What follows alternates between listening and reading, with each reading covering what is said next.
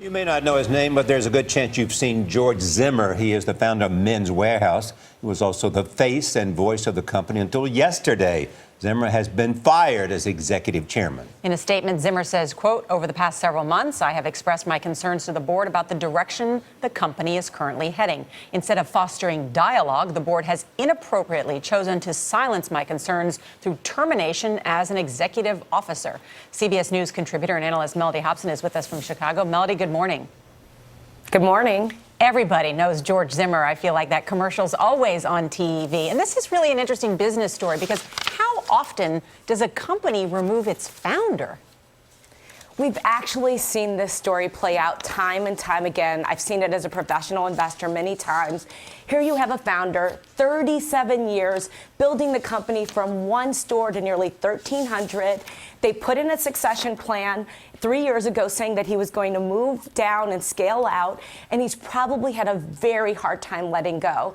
Probably became disruptive in the boardroom, and the board had to make a tough decision. Okay, so you're saying it wasn't a difference of a vision for the company.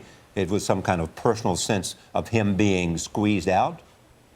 No, I actually think it's more about strategy and vision. He's probably seen and done things one way for a very long time.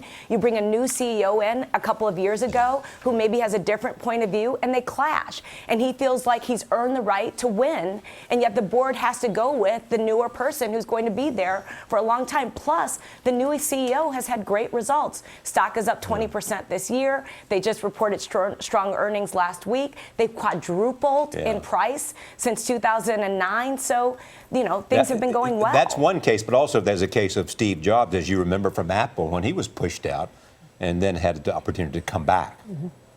That was a mistake, clearly. And here there's a little bit of a hedge. Who's to say they wouldn't bring him back if they didn't want to?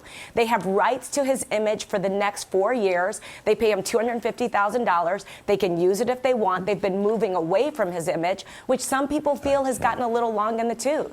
And Melody, how much of this is about courting millennials, this huge market out there?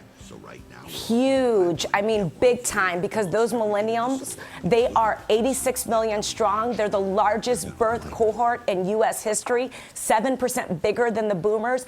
Everyone needs them. And some are saying, George Zimmer and his message maybe aren't that hip in appealing to those millennials. If he was the founder of the company, how much stock did he own?